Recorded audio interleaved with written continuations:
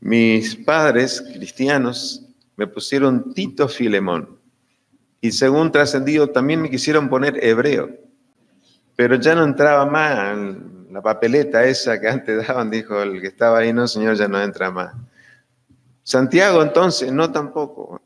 Primera de Pedro, no tampoco, ya está. Tito Filemón. Bueno, ese le evita que nadie me ponga otro nombre, me tienen que decir Tito.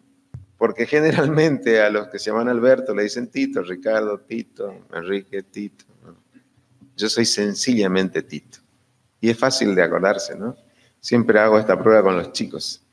Los chicos rápidamente aprenden mi nombre porque es sencillo. Es más, mis sobrinos, antes de decir mamá y papá, decían Tito. Es fácil que es. Entonces no se van a olvidar. Bueno, yo justamente quisiera compartir en esta noche con ustedes, vamos al mensaje, sobre el libro de Hebreos, el nombre que no me pusieron o no me pudieron poner, Hebreos. Así que abrimos el libro de Hebreos que está justamente después de Filemón. Ahí tenemos Hebreos. Siempre se ha debatido esto, si esto es una carta apostólica, es una carta personal, o es una carta universal. Tiene una particularidad este libro que no empieza como una carta, pero sí termina con una carta. A ver, ¿cuál es la particularidad de las cartas apostólicas a la iglesia? Dice quién es el autor, a qué iglesia está dirigida, y vienen los saludos, ¿no? Pablo y Timoteo habitualmente, o Pablo y Silas, a los hermanos que se reúnen y ahí empieza a desgranar lo que quiere escribir el instrumento escogido por Dios. Pero, ¿cómo terminan las cartas? Termina con saludos, ¿no? Saludos personales, saludos, dedicación, todo.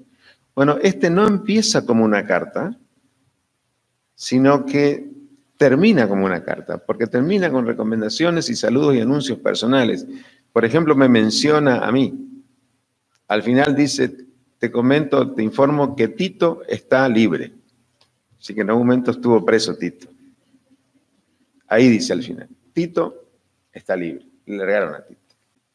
También es un libro que se ha debatido de su comienzo de la era cristiana muy tempranamente. ¿Quién es el autor? ¿Quién es el autor? ¿No? Y hasta en este tiempo, y hay algunos hermanos que se enfrascan en debates a espada con esto, ¿eh? No porque fue Pablo, no porque fue Silas, no porque fue Timoteo, y algunos hasta llegar al encono personal, porque no, ¿por qué? ¿Cómo va a decir que fue Pablo si no dice? ¿Cómo va a decir que fue Apolos? Bueno, todo esto desde muy temprano de la era cristiana estuvo en discusión. Lo que nunca estuvo en discusión desde muy temprano es que era un libro inspirado. Fue unos libros que tempranamente se reconoció como integrante del canon.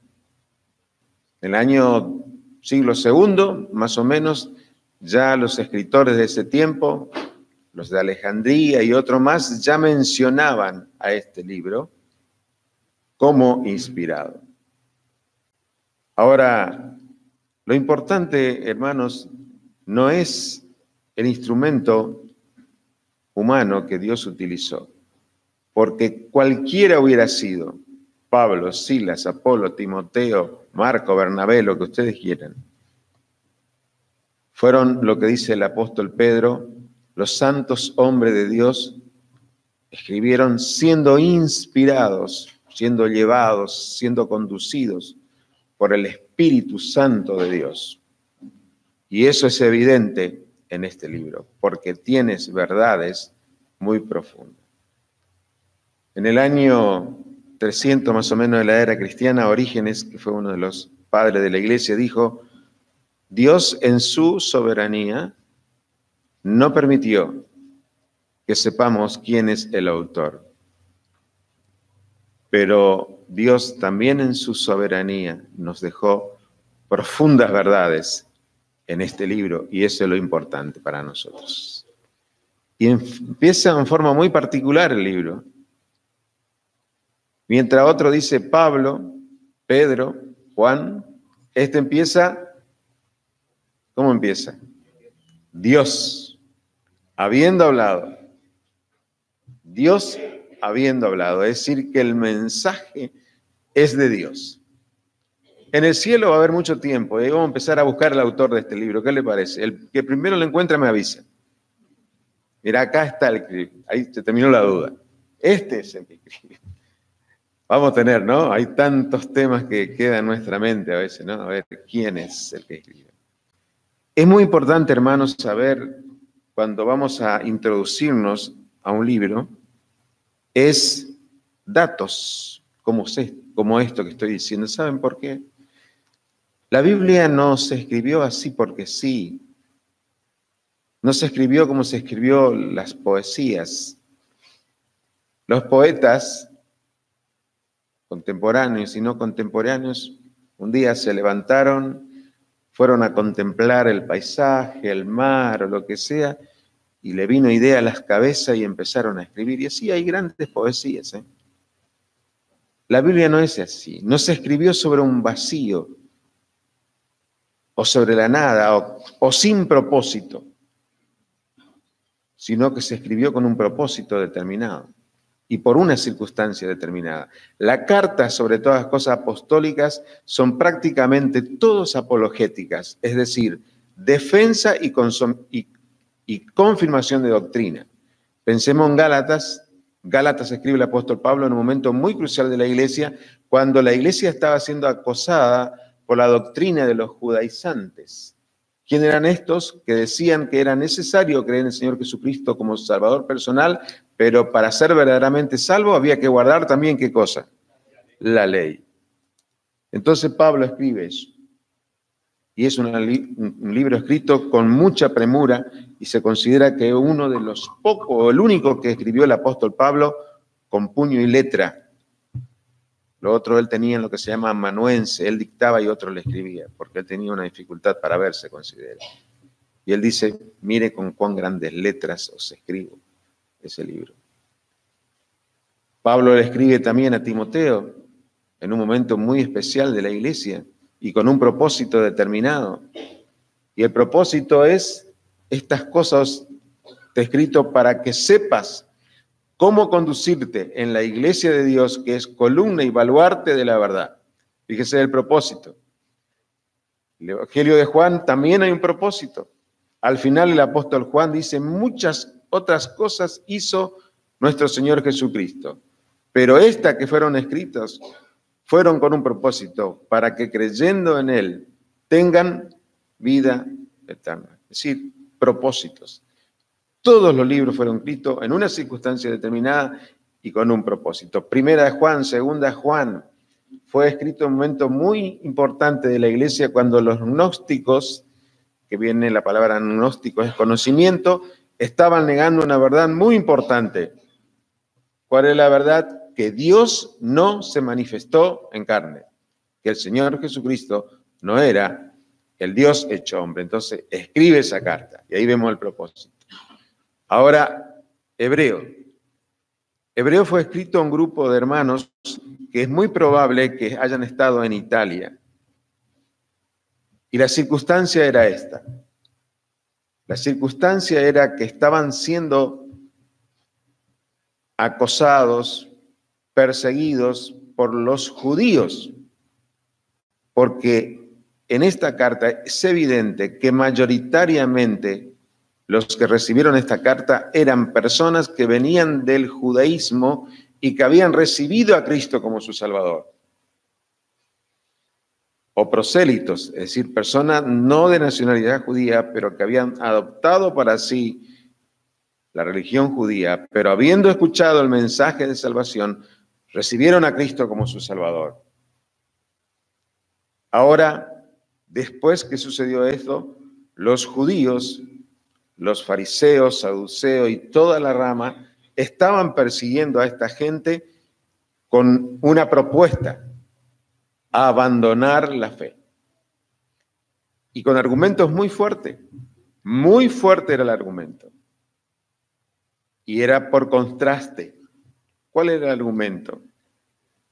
Mire, nosotros tenemos la ley, que fue dado a través de ángeles. Nosotros tenemos a Moisés. Nosotros tenemos el arca. Nosotros tenemos el arca del pacto. Tenemos el templo. Tenemos los sacrificios. El templo aún estaba en ese momento. ¿Y ustedes qué tienen? ¿Ustedes qué tienen? Nada delante de lo que ellos. Ustedes tienen nada más que a uno que dijo ser Dios y le mataron por eso. Y además, ustedes creen por cuento, porque ellos creían que era así, que ha resucitado. ¿Qué tienen ustedes? Nosotros tenemos aún el templo y podemos sacrificar. Ustedes se reúnen cada primer día de la semana en un lugar tan sencillo, con símbolos tan sencillos, para recordar a alguien que murió. Por eso el escritor de los Hebreos escribe con el propósito de alentar, a animar. El propósito central del libro de los Hebreos es exhortar. Exhortar. Ahora, los cristianos evangélicos somos fantásticos en tomar palabras para nosotros y darle la interpretación que nosotros queremos darle.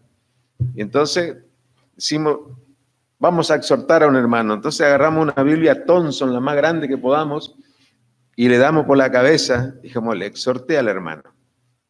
No, eso sería agresivo. Pero es un buen reto. Eso no es exhortar. Miren, al final, capítulo 13, versículo 22. Vamos a estar bastante tiempo con este libro. Vamos a tomar otra cita, lógicamente.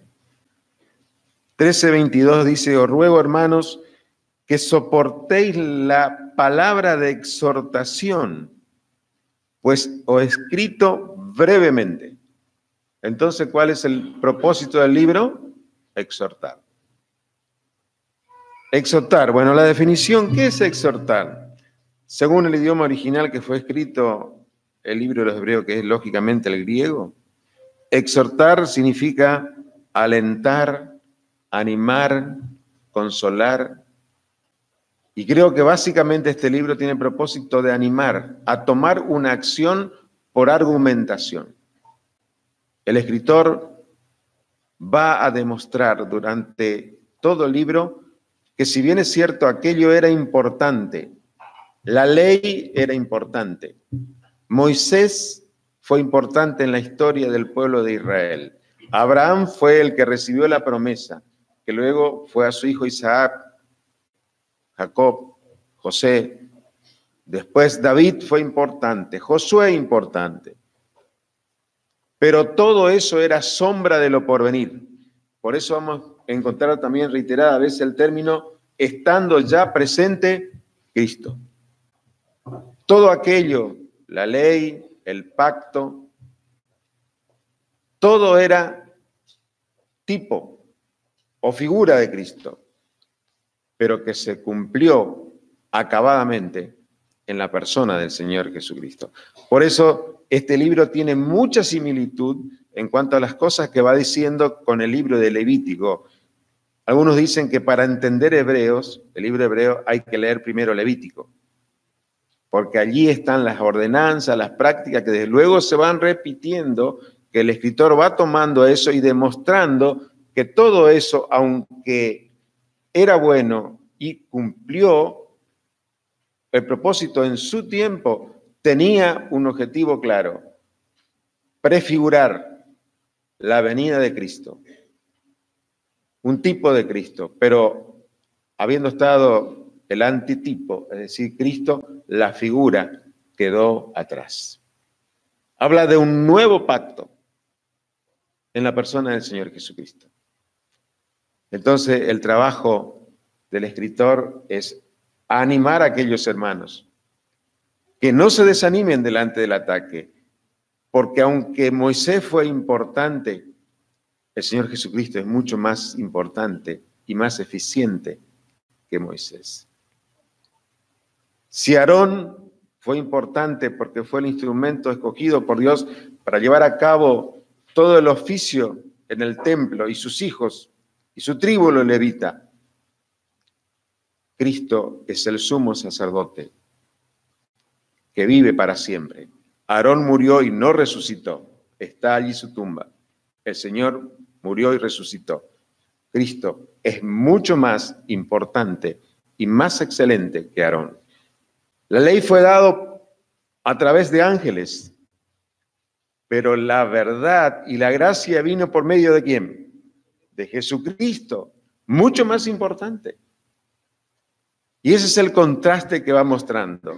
En síntesis, no se desanimen, no se desalienten, continúen. Cristo es la consumación de todo y es lo más importante. Hermanos, si bien es cierto, nosotros en este tiempo no estamos quizás padeciendo ese tipo de persecución, aunque de verdad hay muchas doctrinas y corrientes de pensamiento que nos rodea día tras día y que si no estamos fundados en la verdad, es muy probable que nos desanimemos. Por eso, hermanos, tenemos que ser cristocéntricos. Se nos acusa a veces, ¿no?, como términos peyorativos, que nosotros somos biblistas, es decir, que no consideramos nada más importante que la revelación de Dios en estos 66 libros. Y hermanos, cuando alguien nos dice así, no nos sintamos despreciados, sino es un halago, hermanos. Que nos digan que somos biblistas, ortodoxos, conservadores, todas estas cosas.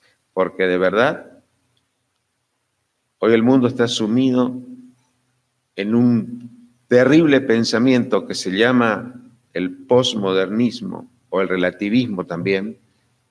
El mundo dice, Dios no existe. Y si existe, no me importa lo que dice.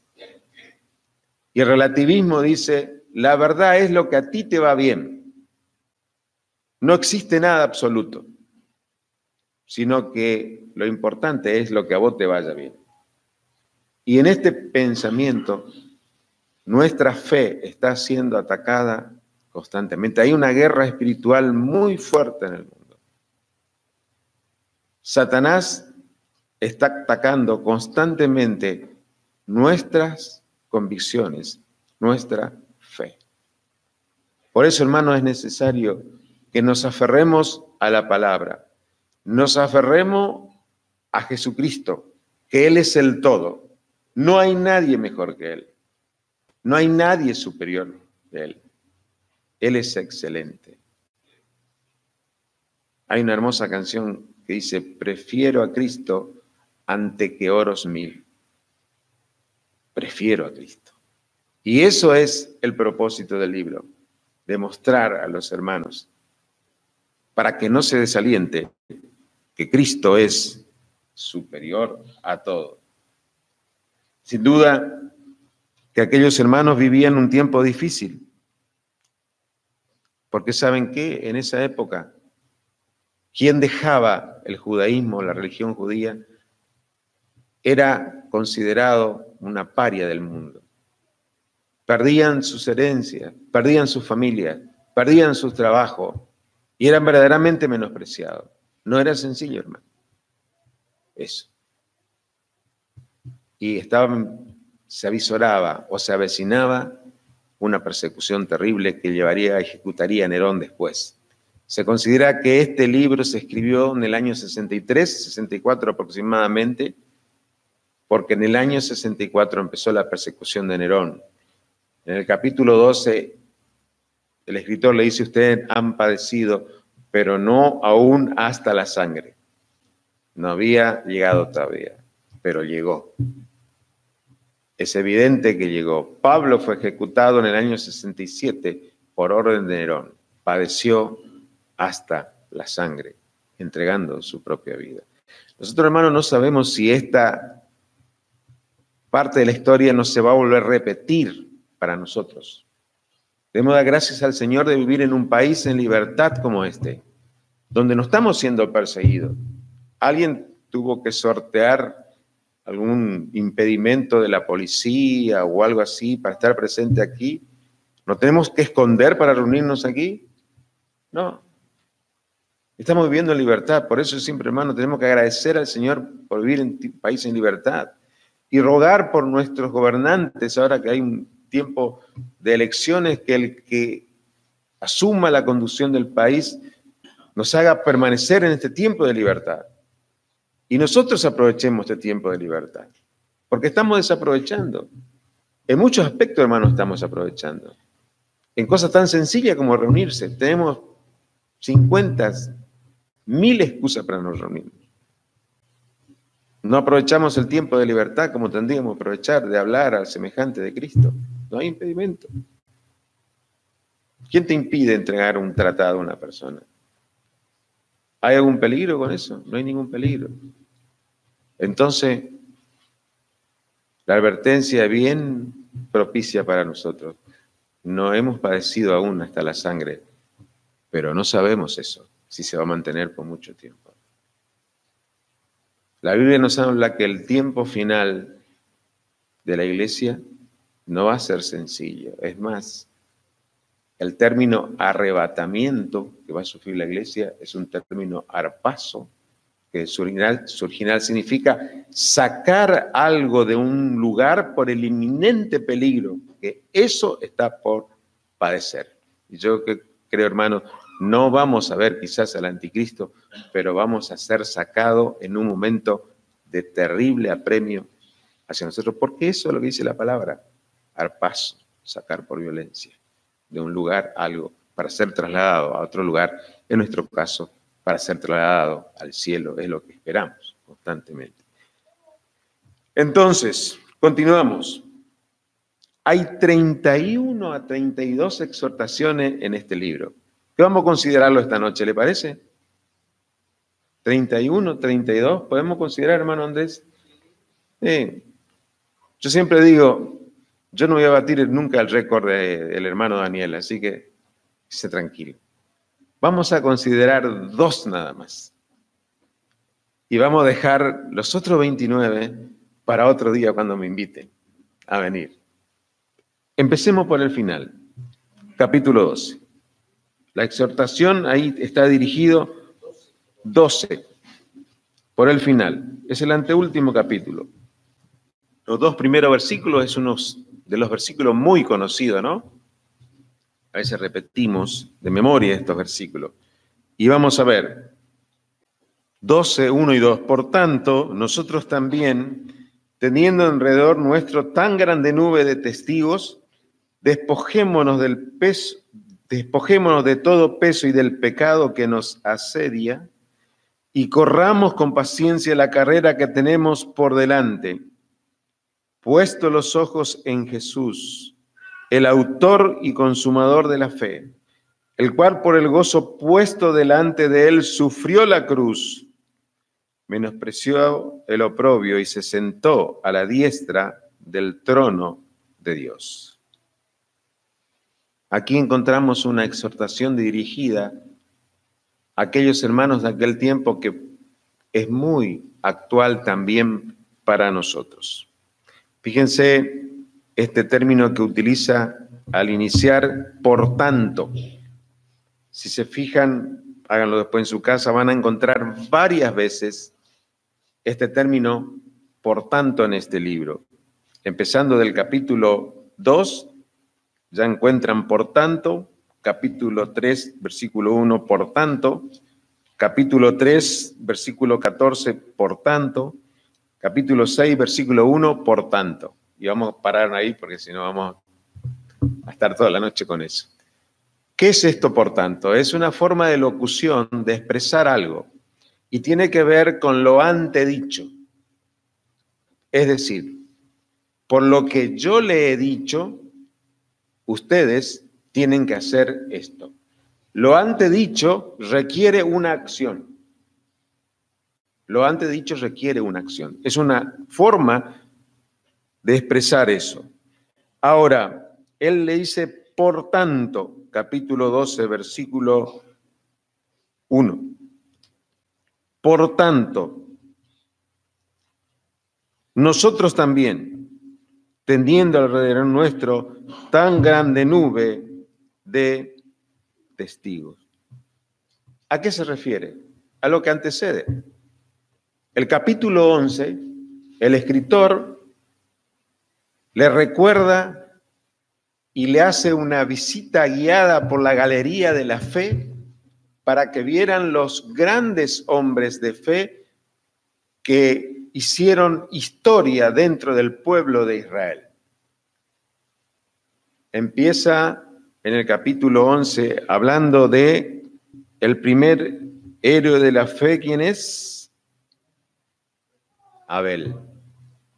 Abel, Noé, Enoc, y así sigue la lista de todos los hombres de fe, la galería de la fe, mostrándole a ellos que estos, que eran connacionales con ellos, fueron hombres que hicieron diferencia en su accionar en el mundo. Pero la diferencia que ellos hicieron no tenían que ver con su conocimiento, aunque había muchas personas sabias en ese grupo, como Moisés, que fue preparado en toda la ciencia del pueblo de Egipto. Sino que la diferencia que hicieron estos hombres estuvo en que su fe estaba depositada en el único Dios verdadero. Ahí estaba la diferencia. Por tanto, teniendo en derredor nuestro tan grande nube de testigos. Paréntesis, no es que esos personajes de la historia de Israel estuvieran observándole a ello, porque eso es imposible.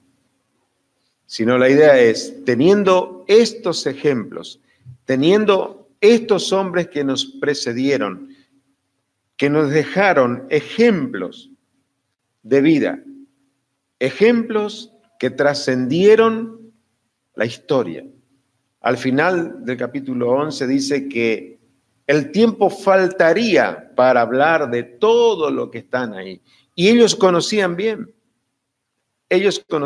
a estos hombres, porque eran connacionales con ellos y eran héroes para ellos. Imagínense hablarle a un judío de Abraham, el padre de la nación, hablarle de Moisés, el gran legislador por el cual vino la ley, hablarle de Josué, el gran caudillo militar, hablarle de Gedeón, hablarle de Sansón, de Jefté, de Barak, y así ellos los conocían bien. Ellos veneraban a estas personas, ellos reconocían la valía de estas personas, pero él le dice que esos hombres fueron lo que fueron porque tenía depositada su fe en el Jehová de la antigüedad, en el único Dios verdadero. Lo importante, hermanos, es dónde tenemos depositado nuestra fe. Se habla mucho de fe en este tiempo, ¿no? Hay cruzada de fe, esto de fe, de aquello de fe, y se ha banalizado tanto que dice, lo importante es que vos tengas fe. No importa si tenés fe en una madera, en un palo, en lo que sea, tener fe. Fe en la fe. No. La importancia de la fe es en quién está depositada nuestra fe. Ahí está la importancia. Y en este caso es Dios. Estos hombres, le dice el escritor, fueron valerosos porque tenían fe en el único Dios verdadero. Y esta nube de testigos que tenemos nos desafía y la exhortación es: corramos con paciencia la carrera que tenemos por delante. Esa es la exhortación. Correr con paciencia la carrera que tenemos por delante. Hay una diferencia, ¿no?, entre el atletismo y la maratón. ¿Saben la diferencia, no? Generalmente el atletismo son 100 metros, 200 metros, algo. El atletismo es una carrera de largo aliento. Y la figura que el escritor pone aquí es justamente eso, una maratón de largo aliento, que empieza en el momento de recibir a Cristo como nuestro Salvador y terminará cuando dejemos esta vida o el Señor venga a llevar a su iglesia, y la premiación estará en el tribunal de Cristo, no en este tiempo. Pero para correr esa carrera que tenemos por delante, el escritor le dice que hay condiciones de cómo correr la carrera. Hermanos, la vida cristiana es una carrera que requiere paciencia y persistencia. Requiere paciencia y persistencia. Ahora, ¿cómo corre un corredor de una maratón? Se pone el traje más pesado que puede encontrar, se pone una bota bien pesada, corre lo más liviano que pueda. Siempre me han mirado este hombre que era en realidad un atleta, Usain Bolt. Impresionante, ¿no? ¿Cómo corría él? Lo más liviano posible. Se le fabricaba una zapatilla que era especial, porque lo más liviano posible. Necesitaba estar liberado para que pueda ser eficiente en la carrera. Y también, hermano, en la carrera cristiana es necesario que nos liberemos de cosas. Y ahí viene la exhortación. ¿Qué le dice? Despojémonos de todo peso y del pecado que nos, en primer lugar, despojar. ¿Qué despojar? Despojar es por acción propia dejar algo o poner algo lejos de mí, por acción propia. Reiteradas veces el mandamiento en otros libros nos habla justamente de despojarnos. Despojarnos de nuestra antigua manera de vivir, despojarnos de lo otro, despojarnos de esto. Es una acción que tiene que ver conmigo y contigo. Tú tienes que tomar una determinación para despojar o despojarte de qué cosa. Él dice del pecado. Fíjense que no dice de los pecados, sino habla de pecado. De la antigua naturaleza, adánica y caída, en el cual radica el pecado que hemos heredado de nuestros primeros padres. Aunque salvos, aún está dentro nuestra la antigua naturaleza, donde radica el pecado. Ese pecado tiene manifestaciones diversas de pecados que tienen nombres propios. Él habla de despojarnos de eso. Y dice, ¿por qué hay que despojarse? Del pecado que nos asedia. Ahí el término asedia podía verse de una manera, un término militar que es rodeado por todo lado. ¿Estamos rodeados de pecado o vivimos ya en un nivel de santidad tan elevado que nada sucede a nuestro alrededor? Sí, estamos en el mundo. El mundo está bajo el maligno, el sistema está bajo el maligno. Y el pecado asedia por todos lados. El pecado asedia por todos lados. Y el otro término que bien cabe aquí es un obstáculo para un corredor. Y acá está hablando de un corredor. Habla de una carrera. El obstáculo para el corredor. La pregunta es, para aquellos de aquel tiempo, ¿cuál era el obstáculo para ellos? Había mucha manifestación de obstáculo, ¿no? Los judaizantes eran principalmente ellos que le incitaban a otras cosas. Yo dije en primer término que una de las cosas que los que creían en el Señor Jesucristo perdían automáticamente era su herencia familiar. ¿Afectaba qué? La economía. Afectaba su economía. No era gratuito recibir a Cristo, identificarse con Cristo. Si alguien tenía una herencia de su padre, quedaba desheredado automáticamente. Otros perdían el empleo. Es decir, que estaban siendo afectados o estaban teniendo el obstáculo para correr la carrera en pensar que esto que estoy haciendo va a afectar mi vida económicamente. Y qué lugar que nos duele el bolsillo, ¿no? Todo está bien hasta que no nos tocan el bolsillo. Yo te puedo dar un abrazo, puedo orar por vos, puedo hacer muchas cosas, pero sacar mi billetera, fíjense que ya ni traje, dejé en el auto por la duda. Porque nos duele tocar esa parte, ¿no? Ahora, había una cuestión ahí también. Una cuestión de confiar en el Señor, a pesar de esa amenaza. Al final del capítulo 11 dice que los hombres de fe vivieron pobres, errantes por los desiertos, por las cuevas. Es decir, ¿cómo vivieron? El día a día. Vivieron sin nada. ¿Pero qué le hizo rico a ellos? La fe que tenían depositada en el Señor Jesucristo. Hermanos, han pasado muchos años desde que se escribió este libro. Y creo que se repite nuevamente en este tiempo que uno de los obstáculos del pecado que nos asedia, que nos impide correr la vida cristiana, tiene que ver con el dinero. Estamos viviendo una sociedad muy consumista, ¿no? Muy consumista. El cómprale ya, tenlo ya, y todo esto hace de que se despierte en nosotros el deseo de tener cosas, el deseo de tener cosas constantemente. Y ese deseo hace que sea un obstáculo para la carrera cristiana.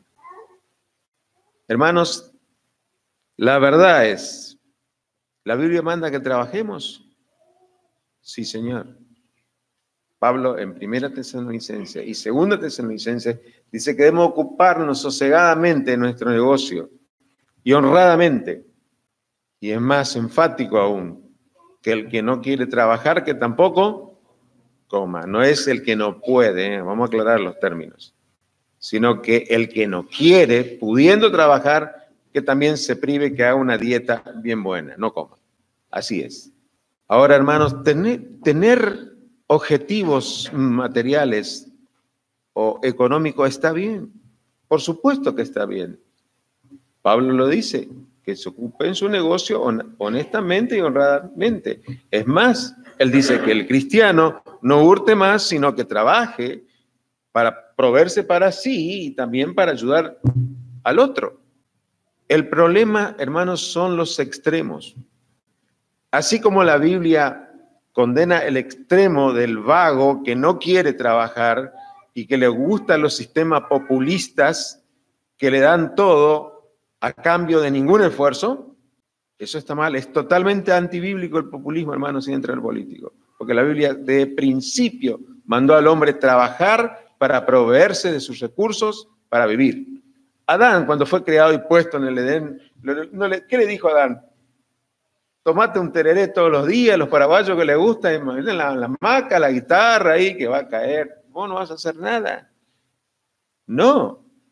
Dios le puso en el huerto de Edén con funciones y le puso a trabajar. Fíjense el primer trabajo que tuvo. Tuvo que poner el nombre a todos los animales. Dicho de paso, estaba solo él en ese momento, no estaba Eva, ¿no?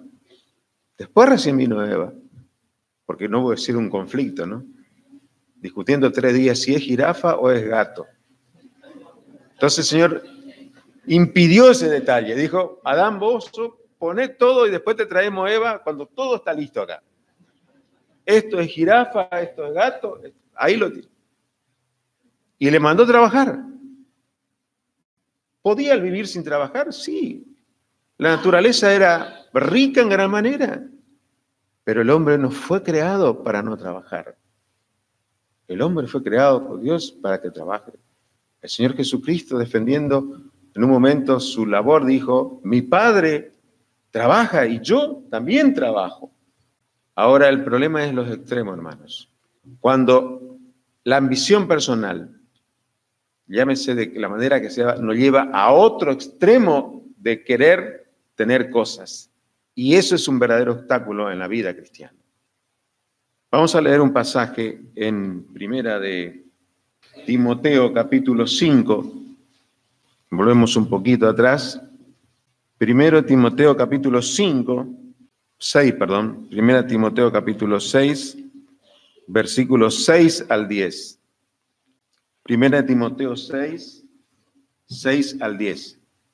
Pero gran ganancia es la piedad acompañada de contentamiento, porque nada hemos traído a este mundo y sin duda nada podremos sacar. Así que, teniendo sustento y abrigo, estemos contentos con esto. Porque los que quieren enriquecerse caen en tentación y lazo y en muchas codicias necias y dañosas que hunden a los hombres en destrucción y perdición. Porque raíz de todos los males es el amor al dinero, el cual codiciando algunos se extraviaron de la fe y fueron traspasados de muchos dolores, o por muchos dolores. Raíz de todos los males es tener dinero. ¿Eso dice? No, si no, dejamos toda la billetera acá. No es el dinero, el amor al dinero. El Dios Mamón. Fíjense cuando aquel joven que fue a hablar con el Señor preguntándole, ¿qué haré para heredar la vida eterna?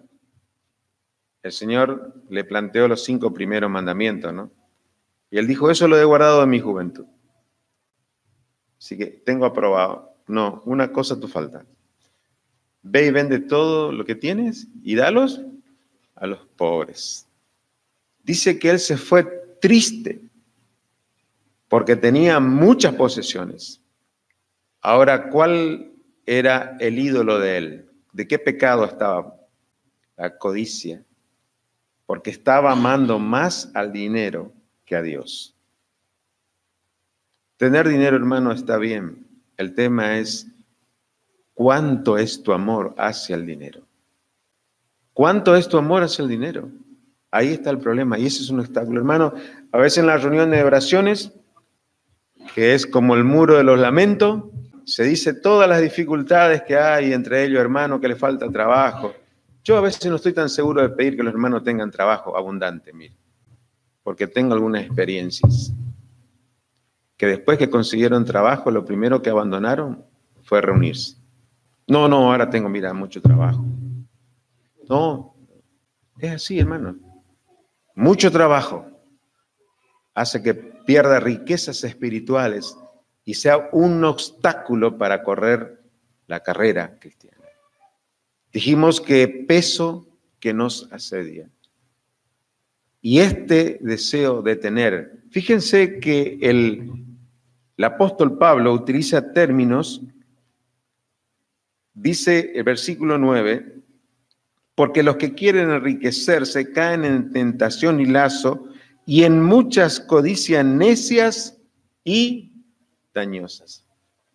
¿Saben que la palabra codicia tiene un contexto casi siempre desear lo prohibido? Desear lo prohibido. El Señor dijo, cualquiera que mirara a una mujer para codiciarla, ha adulterado con ella en su corazón. ¿Saben dónde aparece por primera vez la palabra codicia? Y con una consecuencia tremenda, en el Edén.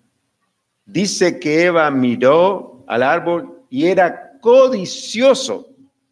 Fíjense dónde empezó. Siempre hay que buscar dónde aparece la primera palabra para ver el trasfondo de esto. Ahí en capítulo 3 busquen, dice eso. Ahí empezó la codicia. El primer pecado del hombre, ¿cuál fue? No fue la desobediencia. La codicia fue hacia la desobediencia. Y acarreó lo que hoy tenemos, el mundo, la raza humana, en el pecado. Vuelvo a decir, hermanos, tener objetivos materiales está bien. El tema es, ¿cuál es el límite? Aquí dice el apóstol Pablo que muchos que así que teniendo versículo 8, así que teniendo sustento y abrigo, estemos contentos con esto. Sustento que es para comer y abrigo que es para vestirme y tener una casa donde poder dormir. Y hermano, a veces tenemos eso y mucho más que eso. Y la codicia dice, no, tu casa podría estar mejor de esta manera. Tenés un auto, pero podías tener otro mejor. ¿Por qué no lo vas a tener? Yo creo que vivimos un mundo de vanidad y de apariencia, ¿no? ¿Cómo nos gusta aparentar? Y en este tiempo hay uno que ha ganado la batalla por lejos, es de querer tener siempre cosas nuevas, son los elementos electrónicos, los medios como los teléfonos celulares. ¿Quién tiene teléfono celular acá? Mejor dicho, ¿quién no tiene? ¿Quién no tiene? Todos. ¿Saben qué? Lo que hoy es nuevo en la tecnología, mañana es viejo. Lo que hoy es nuevo, mañana es viejo. Estamos en el Samsung J10, ¿no? ¿10? ¿Sí? S10. Y yo creía que yo tenía el último, tenía un S3. Bueno, ahora tengo un S7. Pero así. ¿Pueden creer, hermano, que hay personas que gastan 20.000 o 30.000 pesos en un celular? Mire, hermano, si usted gasta esa plata, usted es un necio. Discúlpeme que le diga así. ¿Cómo va a gastar ese dinero? Y la pregunta es, usted gasta 20.000, ¿y cuánto ofrenda usted en su congregación? ¿Estaría dispuesto a venir de una a poner 20.000? Toma, hermano Daniel, acá tiene 20.000 para la obra. Pero ni loco te van a decir. Hermanos, esas son codicias, esas son vanidades. Porque acá dice antes que todo vamos a dejar. En algún momento vamos a dejar. Hermanos, la cuestión material es el serio problema que hoy está afectando nuestra carrera espiritual. Lleva tiempo, tu mente, tu tiempo, tu dedicación y otras cosas más. Y a veces se pierde hasta la ética y la honestidad porque no importan los medios con tal que yo logre el objetivo que tengo. Con tal que yo tenga el auto que quiero, la casa que quiero, las vacaciones que mi vecino tiene. ¿Y yo por qué no me puedo ir de vacaciones? Nos asedia la codicia. Fíjense lo siguiente. Y el otro que está afectando la vida espiritual de hombres y mujeres también tiene que ver la codicia, pero tiene que ver con lo sexual. Cuidado. Y es un pecado silencioso, así como el estrés es un mal silencioso, que no se ve hasta que te pasa y tenés 2 infartos continuados. Ahí te das cuenta. Lo mismo está pasando con la cuestión moral sexual. Es impresionante, hermano, lo que está pasando. Hoy, hasta el año 2003, era difícil acceder a páginas de bajo contenido moral. Pero hoy, cualquiera que tenga un teléfono media gama, ya tiene acceso a todas esas cosas. Y hay estadísticas que son alarmantes. Yo estos días compartí con los jóvenes esto, Martín Fierro. Porque en definitiva creemos que son los jóvenes que tienen este problema, pero hay muchas personas adultas que están viviendo una vida oculta de terrible inmoralidad que no le permite correr la carrera que tiene por delante. Vidas frustradas. Hay una estadística hecha en el año 2018. La Argentina está en el puesto número 17 de los consumidores de páginas de ese bajo contenido moral. En el mundo, ¿cuántos países somos? 194. 17 ocupa Argentina. Y en el 4º lugar ocupa el tiempo que consume. Terrible. Y eso no se ve al principio, pero después se ve. Qué triste, hermanos, es estar asistiendo repentinamente a separaciones de matrimonio. Decíamos, pero parecía que eran tan felices. Nadie se separa de un día para el otro, ¿no? ¿Saben qué es lo que consume ese tipo de páginas? O se separan y son potenciales violadores. Falta que tenga la oportunidad nomás para que lo lleve a cabo. Porque trabaja en el corazón y en la mente la codicia. Hermanos, hoy la inmoralidad está al alcance del dedo, de un dedo está.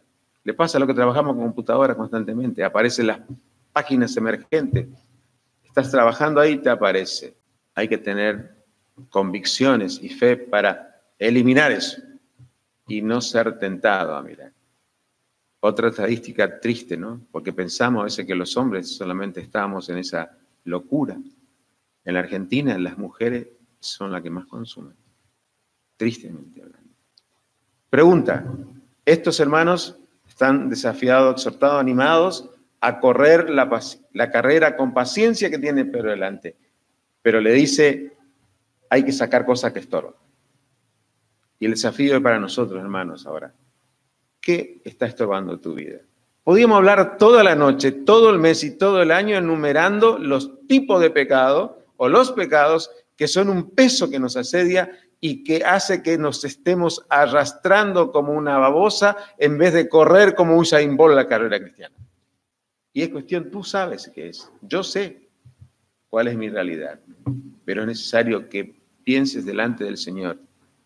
Y si estás padeciendo cualquier tipo de pecado que impide que tu carrera sea exitosa en la vida cristiana, es ese peso que te causa un estorbo, pide al Señor que te dé el poder a través de su Espíritu Santo que está en ti para vencer la tentación y despojarte de eso.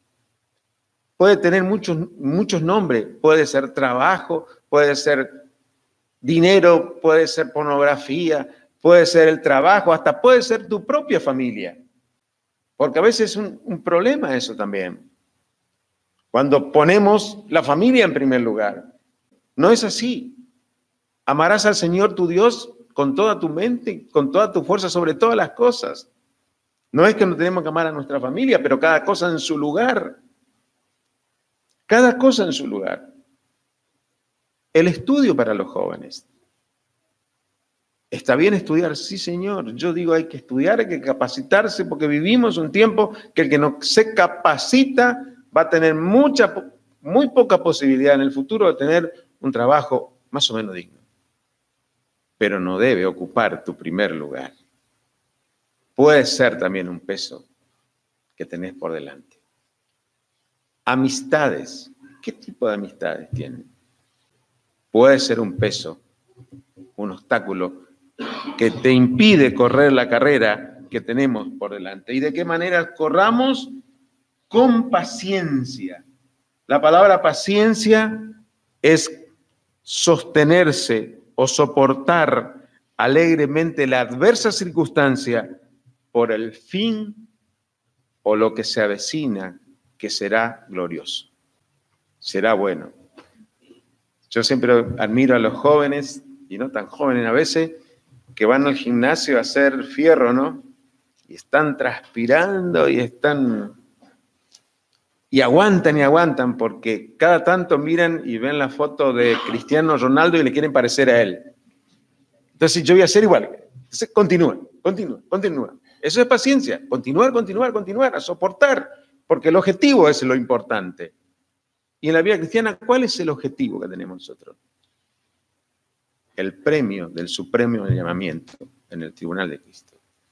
No estamos exentos de ser asediados, no estamos exentos de ser estorbados, pero está en nosotros el despojarnos, el sacar, para que podamos volar como Usain Bolt, que batió todos los récords posibles en la vida cristiana. ¿En qué momento de la vida cristiana está? Hermanos, la vida cristiana es de largo aliento, no es 100 metros llano, no es un día, no es 2 días. Empieza al pie de la cruz cuando reconocemos nuestros pecados y creemos en el Señor Jesucristo como nuestro Salvador, y terminará a los pies del Señor Jesucristo en el tribunal de Cristo cuando Él premie nuestra labor. Estos hermanos estaban siendo asediados. Nosotros también estamos siendo asediados. Hermanos, el apóstol Pablo habla al final de Segunda de Timoteo, unas palabras, Segunda de Timoteo de la última carta escrita por el apóstol Pablo. Segunda de Timoteo, capítulo 4, versículo 7. He peleado la buena batalla, he acabado la carrera, he guardado la fe. Por lo demás me está guardada la corona de justicia, la cual me dará el Señor juez justo en aquel día, y no solo a mí, sino también a todos los que aman su venida. Hermanos, Dios quiera que esta expresión del apóstol Pablo sea también al final de nuestros días. He acabado la carrera, he guardado la fe. Y este es un desafío que yo quiero plantearle, hermano, a todos ustedes, porque yo me planteo este desafío todos los días. ¿De qué manera estoy corriendo la carrera? Y rogando al Señor que me dé entendimiento para ver qué es el obstáculo en mi vida. ¿Cuál es el peso que me impide no correr como debería correr?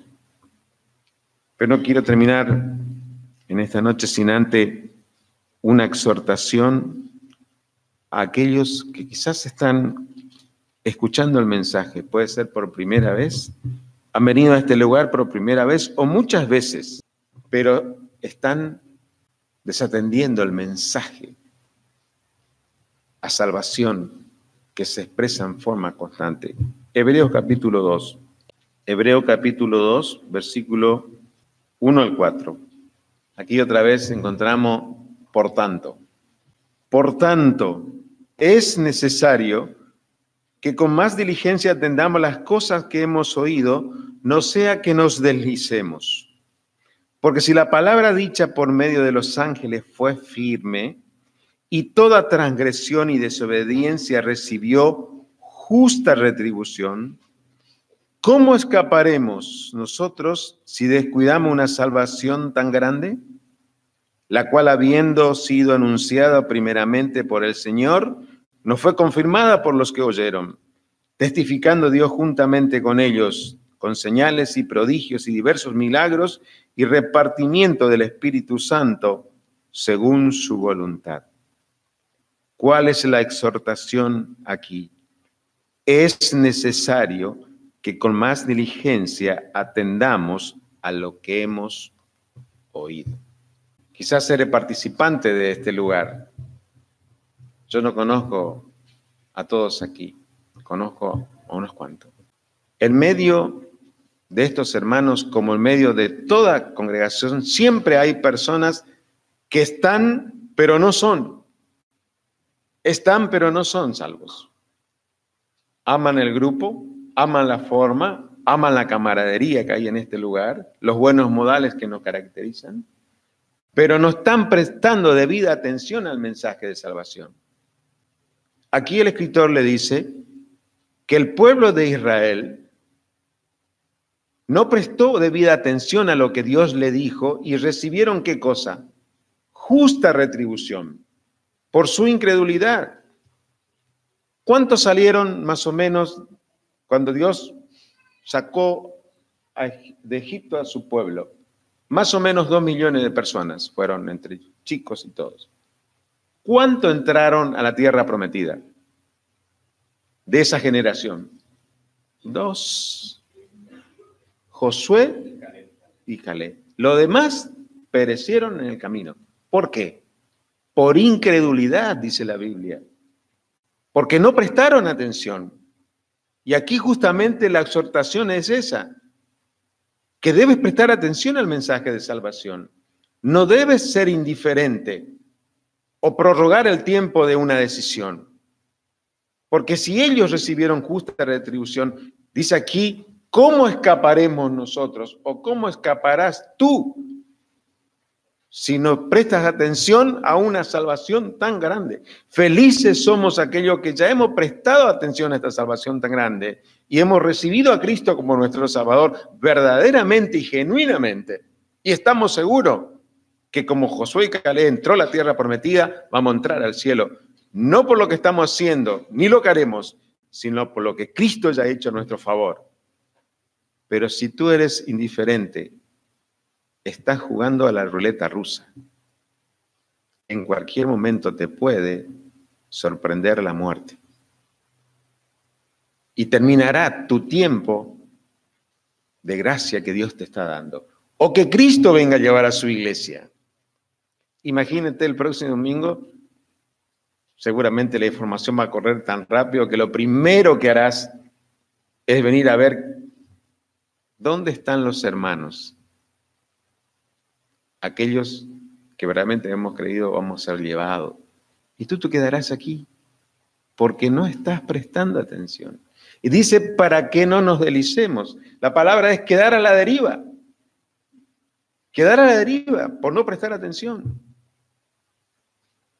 Yo suelo pensar y me angustia esto, en que muchos con el cual trato en la congregación, en las congregaciones y a diario, un día irán al infierno porque no prestaron atención. Se quedarán aquí porque no prestaron atención.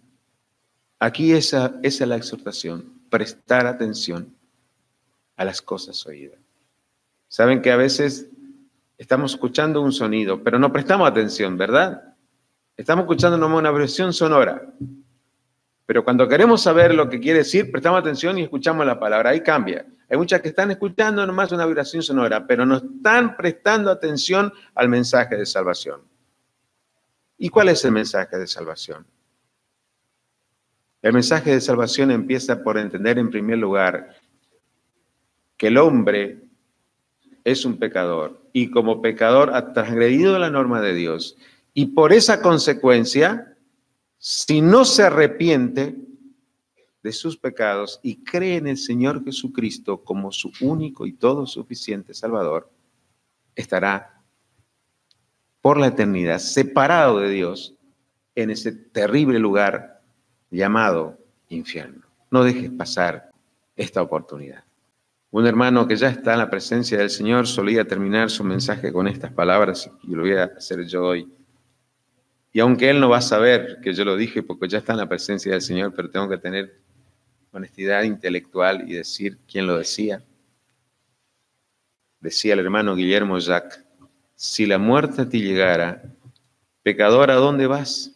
Sin perdón de tus pecados, no entrarás en el cielo allá. Cantamos al principio, ¿cómo puedes pecar sin temor contra Dios? Pensando que al infierno tú vas. ¿Cómo puedes vivir rechazando la voz de Cristo, tu buen Salvador? ¿Cómo puedes vivir así en un peligro? Es un verdadero peligro. ¿Cuántos hoy han pasado a la eternidad? Muchísimo. Y si tú no pasaste hoy a la eternidad, no porque fuiste más inteligente que los otros que pasaron a la eternidad, sino porque Dios aún tiene misericordia de ti y te está concediendo un día más de gracia, un minuto más de gracia. Si estás acá escuchando esto, no es casualidad, porque para Dios no existen las casualidades, sino las causalidades. Has venido acá para escuchar esto, que Dios te amó y dio a su Hijo Jesucristo para que muriera en la cruz, para que por su muerte tú seas salvo. Que el Señor nos bendiga.